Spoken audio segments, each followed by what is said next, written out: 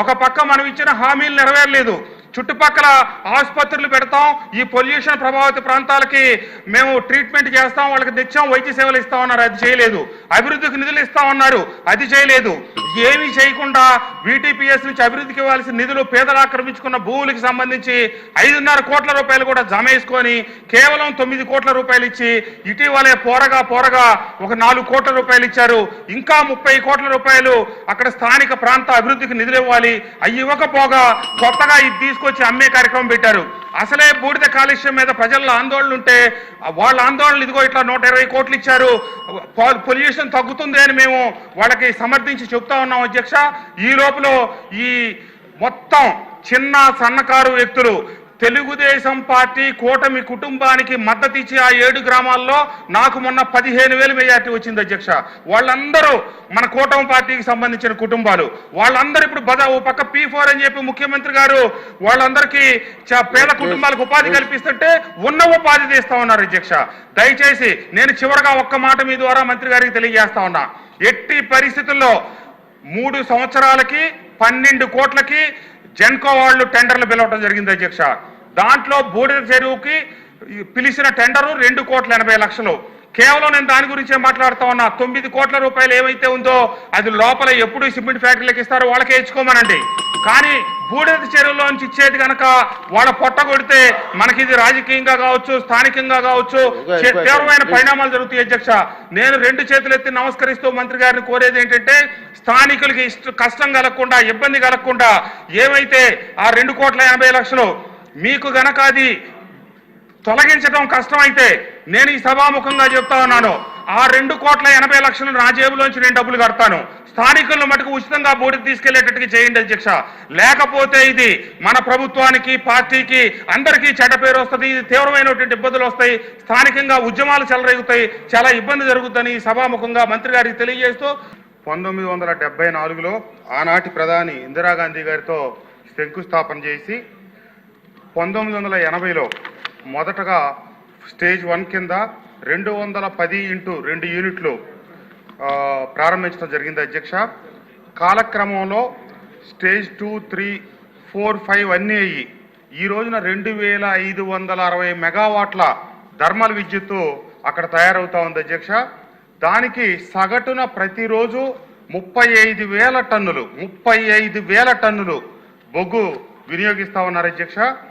దీంట్లో దురదృష్టవశాత్తు మనందరికీ తెలిసిందే, ఒక కారు మనం ఆ మ్యానుఫ్యాక్చరర్ ఏం చెప్తాడు, ఒక 10,000 కిలోమీటర్లు తిరిగితే మీరు సర్వీసింగ్ చేసుకోండి, లేదా 15,000 కిలోమీటర్లు తిరిగితే సర్వీసింగ్ చేసుకోమని చెప్తాడు.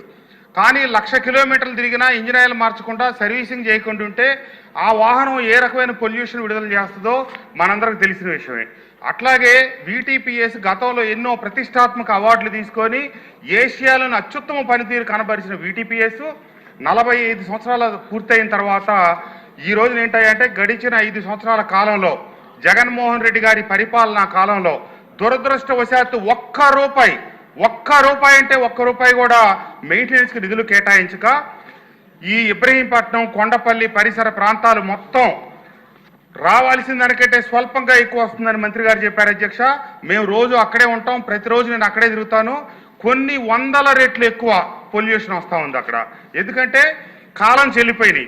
ఇప్పుడు 45 సంవత్సరాలు అయింది మొదటి 3 దేశాలకు సంబంధించిన 1,260 మెగావాట్లు స్థాపించాయి.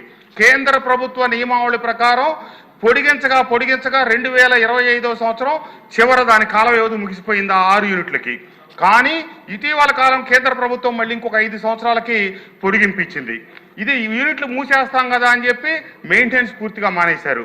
అదృష్టం ఏంటంటే కూటమి ప్రభుత్వం అధికారంలోకి వచ్చిన తర్వాత 119 కోట్ల రూపాయలతో మెయింటెనెన్స్ కోసం లోపల సైలోలు కావచ్చు, పైప్ లైన్లు కావచ్చు, వీటికి నిధులు కేటాయించడం సంతోషకరం అధ్యక్ష.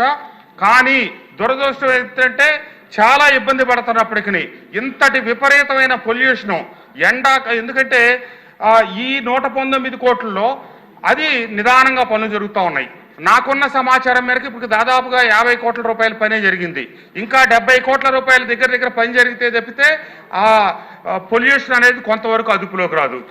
రోజు 35,000 టన్నుల బొగ్గు కాల్చిన తర్వాత వచ్చే యాష్ డిస్పోజ్ చేసేటప్పుడు కొన్ని వందల వేల లారీలు యాష్ రోజు రకరకాల ఇటుక పరిశ్రమలకు కావచ్చు, హైవేలకు కావచ్చు, అక్కడ యాష్ పాండ్ నుంచి బయటికి వెళ్ళిపోతా ఉంది అధ్యక్ష. ఈ వెళ్ళే క్రమంలో ఆ లారీల నుంచి కారిన యాషు, రోడ్ల మీద వెళ్ళేటప్పుడు తీసుకెళ్లే పడిన యాషు, అధ్యక్ష దయచేసి బెల్లి కొట్టకండి. ఈరోజు నాకు జ్వరం వచ్చి ఆరోగ్యం బాగోపోయినా మా ప్రాంతం నెత్తి మీద కుంపట్లాగా ఉంది కాబట్టి, ఈ సమస్య వచ్చింది కాబట్టి అసెంబ్లీలో నేను దీనికోసం వచ్చాను అధ్యక్ష. దయచేసి టైం ఇవ్వండి. ఇది ఒక్క ఇబ్రహీంపట్నం కొండపల్లికే కాదు, ఏరియల్ డిస్టెన్స్ లో ఈ అమరావతికి కూడా అదే దూరం ఉంది, 5 కిలోమీటర్ల దూరంలో ఉంది. ఇది చాలా ఇబ్బందికరంగా ఉంది.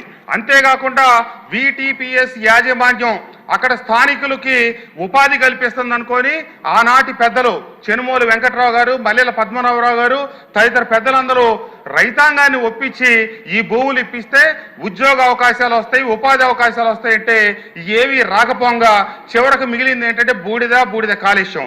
దీనివల్ల స్థానికులకి చర్మరోగాలు, క్యాన్సర్లు, ఊపిరితిత్తుల సమస్యలు మా ప్రాంతంలో అత్యధికంగా ఇవన్నీ ప్రబల్లాయి.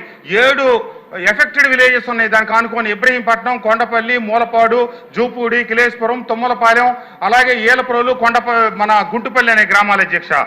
ఒకనాడు మొదలెట్టినప్పుడు 15-20 వేల జనాభా ఉంటే ఈ రోజు 1,50,000 మంది జనాభా ఈ VTPS ఆనుకొని చుట్టూ ఉన్నారు. వీళ్ళు రకరకాల కమిట్మెంట్లు ఇచ్చారు. 5వ స్టేజ్ పబ్లిక్ హీరింగ్ జరిగినప్పుడు సంవత్సరానికి 3 కోట్ల చొప్పున మేము నిధులు సమకూరుస్తాం, స్థానికంగా అభివృద్ధి కోసం CSR నిధులు ఇస్తామని చెప్పి ఇప్పటికి 9 కోట్లు ఇచ్చారు.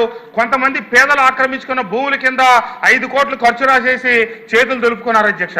అంతేకాకుండా స్టేజ్ 5 నిర్మాణం జరిగేటప్పుడు నిర్మాణ వ్యయంలోనే 21 కోట్ల రూపాయలు స్థానికంగా మేము ఖర్చు పెడతాం, స్థానిక అభివృద్ధి కార్యక్రమాలకు డబ్బులు ఇస్తామని ఇప్పటికి చిల్లిగా డబ్బులు ఇవ్వాల. అంతేకాకుండా స్టేజ్ 5 నిర్మాణంలో పెట్టిన ఇంకొక ప్రధానమైన కండిషన్ ఏంటంటే ప్లాంట్ మొత్తం నడిచినంత కాలం, స్టేజ్ 5 ప్లాంట్ మొదలైంది పోయిన సంవత్సరం. ఆ 21 కోటి కేంద్ర ప్రభుత్వం ఇచ్చిన హామీల్లో భాగం. అట్లాగే ప్రతి సంవత్సరం 4,20,00,000 రూపాయలు అక్కడ స్థానికంగా అభివృద్ధికి నిధులు ఇవ్వాలి. అయ్యే ఇవ్వట్లేదు అధ్యక్ష. ఏఈ ఇవ్వకపోగా 45 సంవత్సరాల నుంచి ఆ ప్లాంట్లో వస్తున్న బూడిదలను బయటికి పంపించడం కోసం స్థానికుల్ని వీళ్లే VTPS యాజమాన్యం ప్రోత్సహించి లారీలు కొని వాళ్ళ ద్వారా యాష్ బయటికి పంపిస్తా ఉన్నారు. కానీ ఇప్పుడు కొత్తగా జెన్కో వాళ్ళు టెండర్లు పిలిచి 1 టన్నుకి 3 రూపాయలు, 1, 2, 3, కేవలం టన్నుకు 3 రూపాయలు, లారీకి 8 టన్నులు వెళ్తే 8, 3, 24 రూపాయలు చొప్పున వీళ్ళు యాజమాన్యం తీసుకుంటా కాంట్రాక్టర్ మటుకు దాన్ని 2,000 రూపాయలకు అమ్మేటట్టుగా ఇప్పుడు అక్కడ బయట లారీలకి చేస్తా ఉన్నాడు. ఒక పక్క మనం ఇచ్చిన హామీలు నెరవేరలేదు, చుట్టుపక్కల ఆసుపత్రులు పెడతాం, ఈ పొల్యూషన్ ప్రభావిత ప్రాంతాలకి మేము ట్రీట్మెంట్ చేస్తాం, వాళ్ళకి నిత్యం వైద్య సేవలు ఇస్తామన్నారు, అది చేయలేదు. అభివృద్ధికి నిధులు ఇస్తామన్నారు, అది చేయలేదు. ఏమీ చేయకుండా VTPS నుంచి అభివృద్ధికి ఇవ్వాల్సిన నిధులు పేదలు ఆక్రమించుకున్న భూములకి సంబంధించి 5.5 కోట్ల రూపాయలు కూడా జమ వేసుకొని కేవలం 9 కోట్ల రూపాయలు ఇచ్చి ఇటీవలే పోరగా